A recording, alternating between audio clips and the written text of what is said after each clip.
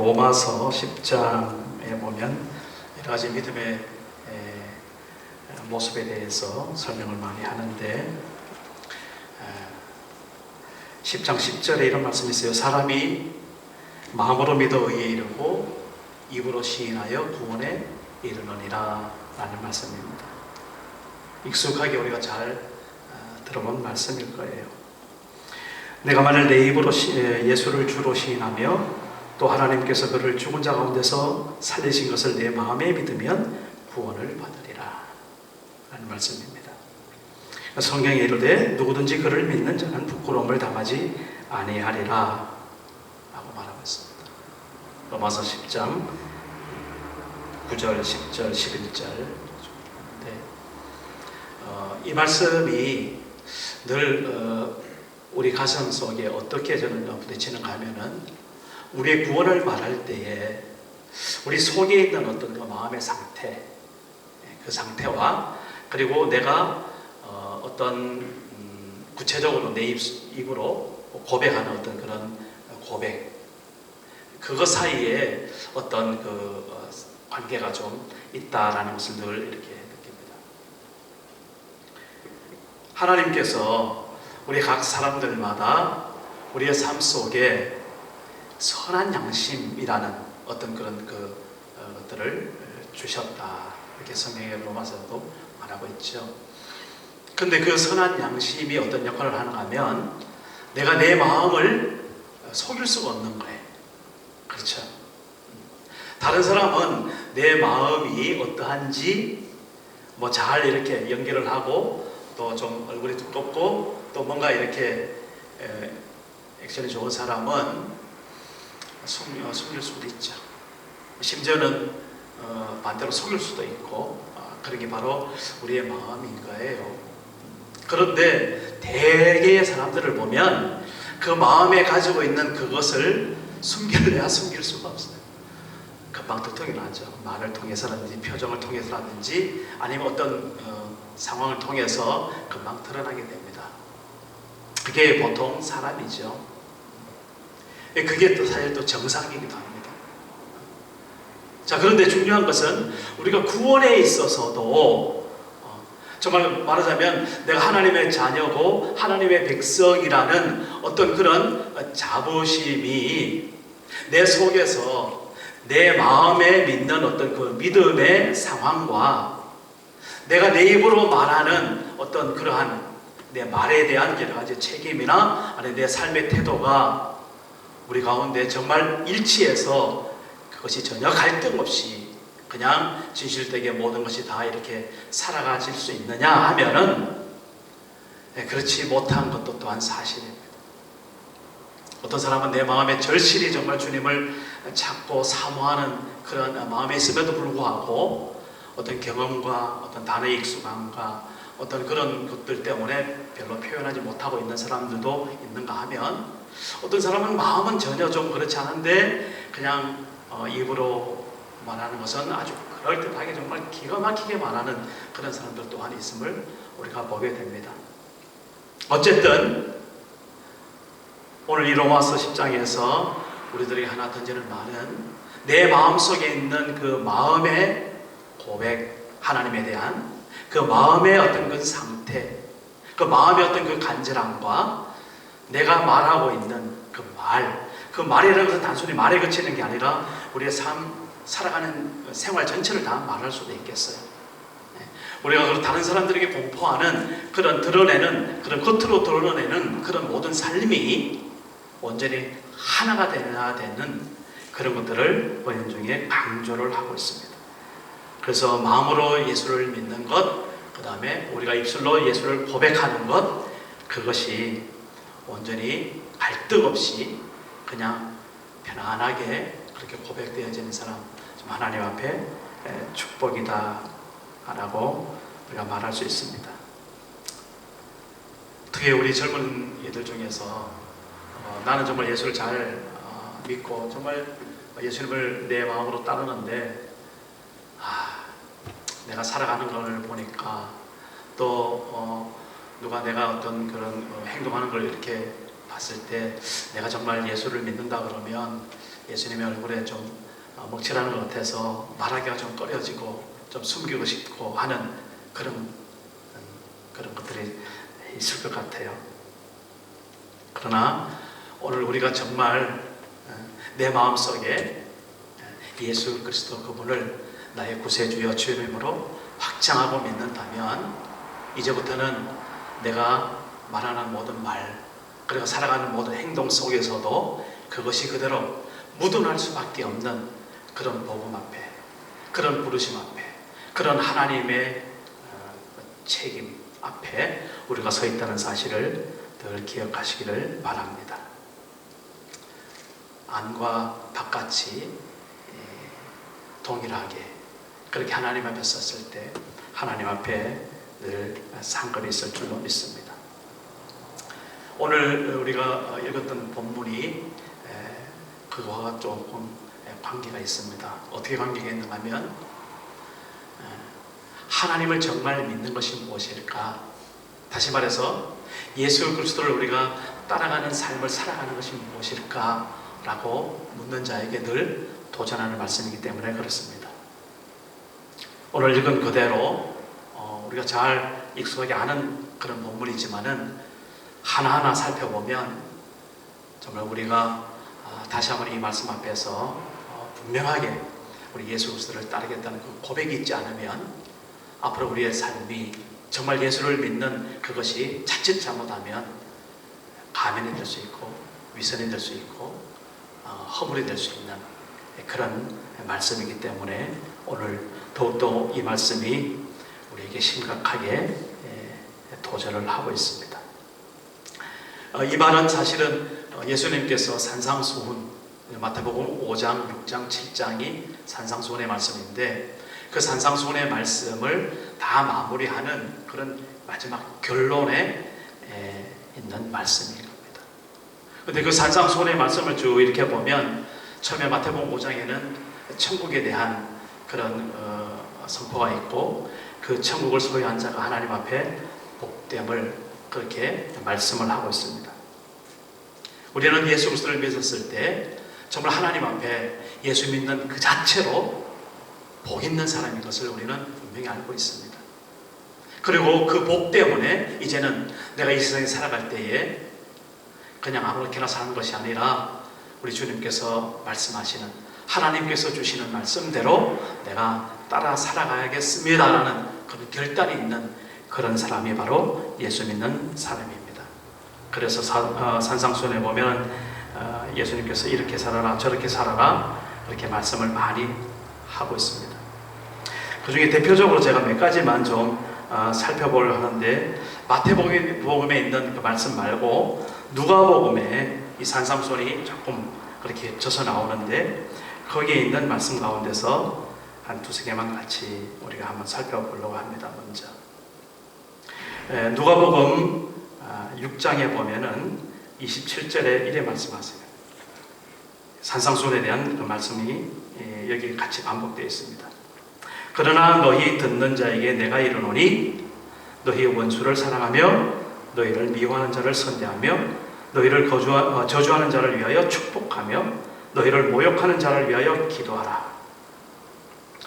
29절에는요 6장 29절에 너의 이 뺨을 치는 자에게 젖뺨도 돌려대며 내 겉옷을 빼앗는 자에게 속옷도 거절하지 말라.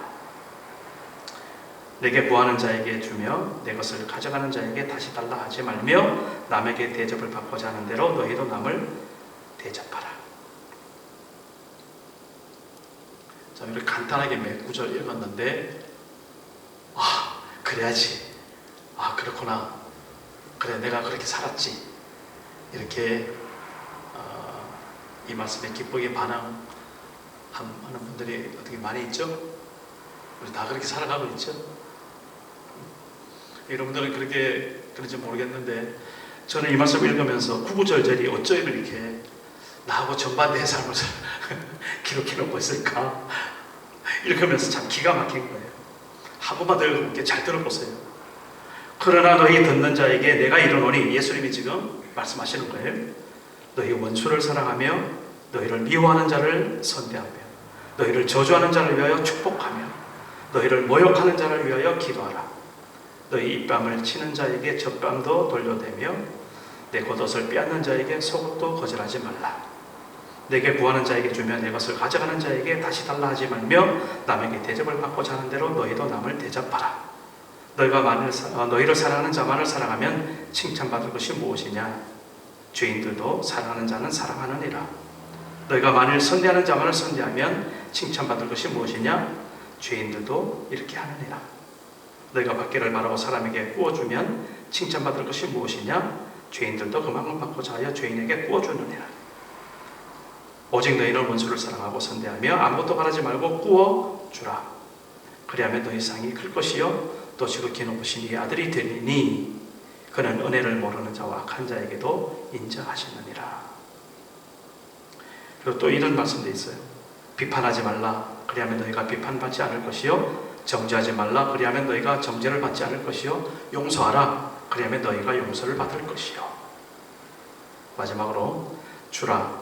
그리하면 너희에게 줄 것이니 곧 후이되어 누르고 흔들어 넘치도록 하여 너희에게 안겨주리라.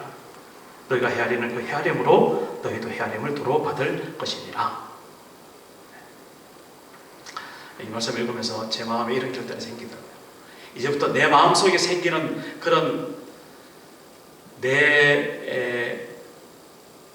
이렇게 해야 되겠다는 거하고 반대로 하면 되겠구나. 딱 맞겠구나. 그런 생각이 듭니다. 결국 무슨 말인 거예요? 내 안이, 내 사고체계가, 내가 지금까지 살아온 것이 어쩌면 이렇게 예수님께서 이렇게 살아라 하는 거하고 정반대의 삶을 살아가고 있었는지라는 그런 부딪힘과 찔림인 것입니다. 어떻게 그런 예수님께서 우리 살아가는 모습을 그렇게 정말 잘 아시는지 모르겠어요. 이건 동서고금을 막론하고 서양이나 동양이나 아니면은 뭐 옛날이나 지금이나 동일하게 똑같이 고백되어지는 그런 고백입니다.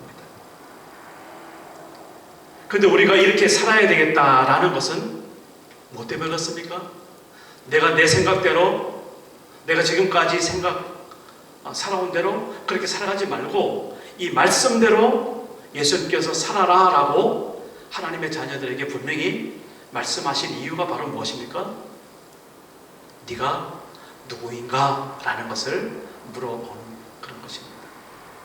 우리는 그냥 어디서 와서 무엇을 하고 어디로 가는지를 모르는 그러한 정처 없는 그런 사람이 아니라는 것이죠. 너는 예수님의 자녀들, 하나님의 백성들, 예수님의 제자들이라는 것을 분명히 전제를 하고 분명히 말씀을 드린다라는 것입니다. 우리가 바로 이렇게 이 말씀대로 우리가 살아가면 내 마음속에 하나님을 사모하고 그리워하는 거하고 언제든지 내가 시인하는 그런 고백 속에서도 예수님을 분명히 말할 수 있는 그런 용기와 자긍심과 기쁨과 평안이 넘치겠죠.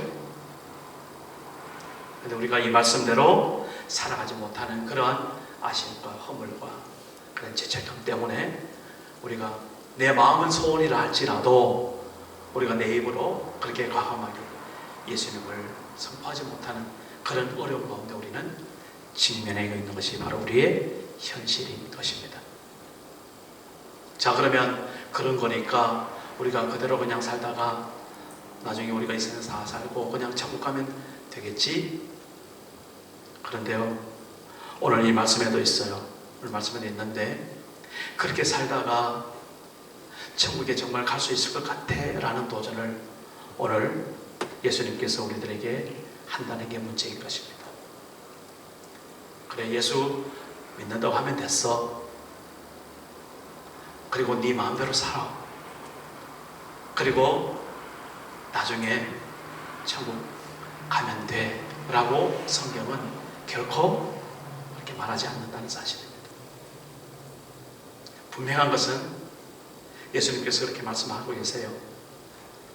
네가 나를 따라오려거든 자기를 부인하고 제 십자가를 지고 날마다 나를 따라와야 된다. 그렇게 말씀하고 계세요.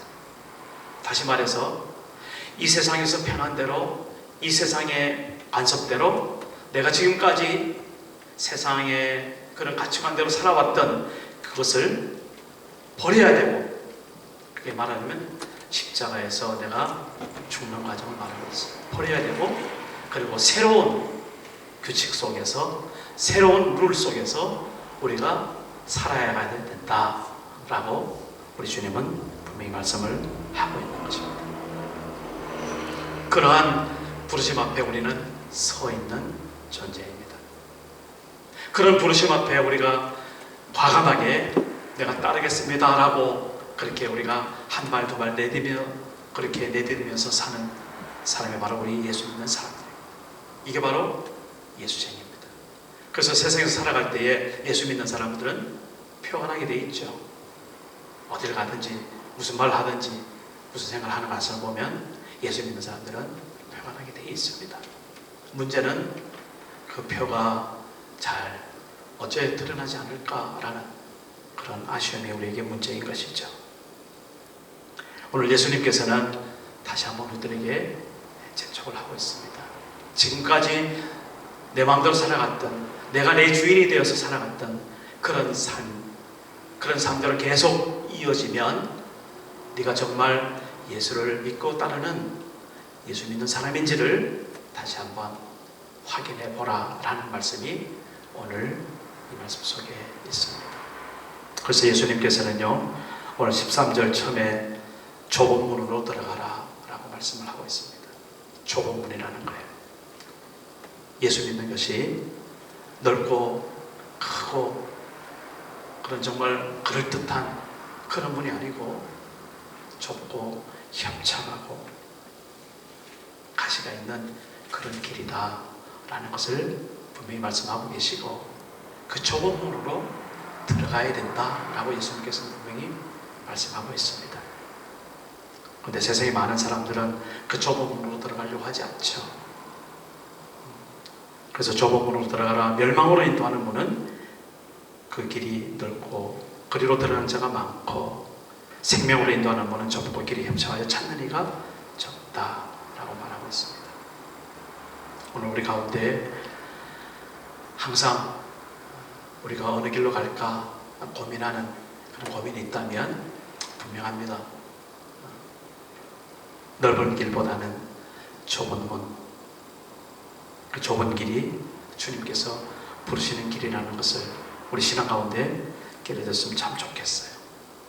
이것을 한마디로 다시 표현한다면 십자가의 길이다 라는 것이죠. 예수님께서 나는 양의 문이다 라고 요한복음 10장에도 말씀하고 계세요. 7장에 말씀하고 계세요. 나는 양의 문이니 나보다 먼저 온 자는 다 절도요 강도니 양들이 듣지 아니하였느니라. 내가 문이니 누구든지 나로 말미암아 들어가면 구원을 받고 또는 들어가며 나오며 꼴을 얻으리라. 예수 그리스도 그분이 양의 문인데, 양이 된 우리들은 예수 그리스도 그분의 문으로 들어가야 되는데, 바로 그 들어가는 그 문이 좁은 길이다 라고 분명히 말씀하고 있습니다. 왜? 예수님께서 지신 그 십자가 때문에 그렇다라는 것이죠. 오늘 우리들의 삶 가운데 정말 이 십자가를 부인하지 아니하고 거부하지 아니하고 정말 이 십자가를 짊어지고 내가 가겠습니다라는 그런 결단이 우리 가운데 있다면 그 사람이 좁은 문으로 들어가는 자요, 예수 그리스도 그분이 무리됨을 고백하는 그런 하나님의 자녀인 줄로 믿습니다. 그래서 갈라디아서 5장 24절에도 그리스도 예수의 사람들은 육체와 함께 그 정욕과 탐심을 십자가에 못 박았느니라 말하고 있습니다. 예수님을 따르는 그 좁은 길에 이제는 나의 정욕과 탐심, 그런 어떤 육체에 썩어질 것을 십자가에 못 박아버리고 우리가 한 걸음 한 걸음 걷는 길, 그것이 바로 좁은 문이요 좁은 길이 된다는 것을 보고 있습니다. 이렇게 예수님께서 말씀하셨을 때 그 당시 그 예수님의 음성을 듣고 있던 사람들의 반응이 어땠을까요? 지금 이 말씀을 그냥 간단하게 예수님이 하셨다는 말씀으로 듣는 우리 등탄교회 성도님들, 여러분들의 마음은 지금 어떤가요? 마음이 그렇게 편하진 않죠? 네, 불편할 겁니다. 내가 좁은 길이 무엇이고 넓은 길이 무엇이고 몰라서 그렇게 마음대로 간다면 그것은 하나님 책임을 묻지 않으실 거예요. 그런데 우리는 분명히 지금 좁은 문, 좁은 길, 그것이 어떤 길인지를 우리는 알고 있는 사람들이거든요. 그래서 그 길을 따라오라고 그렇게 요청하는 이 요청 앞에서 내가 지금 앞으로 이제 남은 여생 어떻게 살아야 될까? 정말 그리 캄캄하죠? 그럴 수도 있습니다.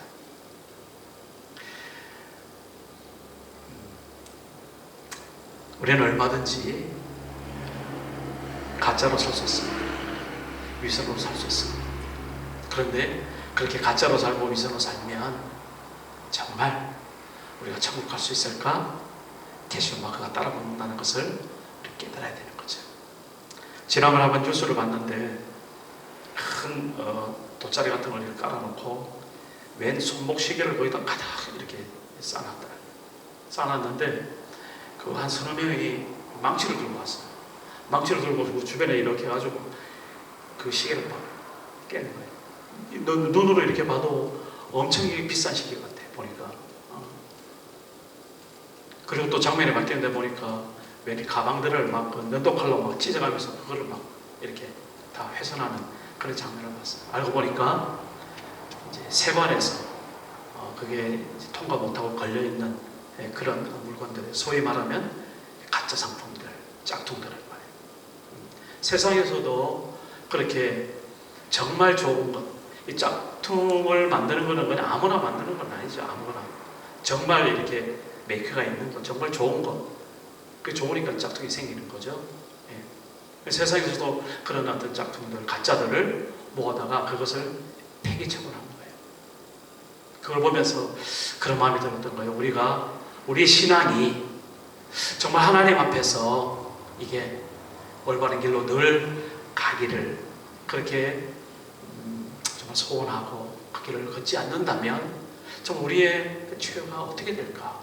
자칫 잘못하면 저렇게 짝퉁들처럼 마지막 심판 때 하나님 앞에서 저렇게 망치로 얻어맞는, 그리고 모든 것이 깨지고 그 위로 막 어떤 차도 막 지나가게 해가지고 완전히 다 부수더라고요.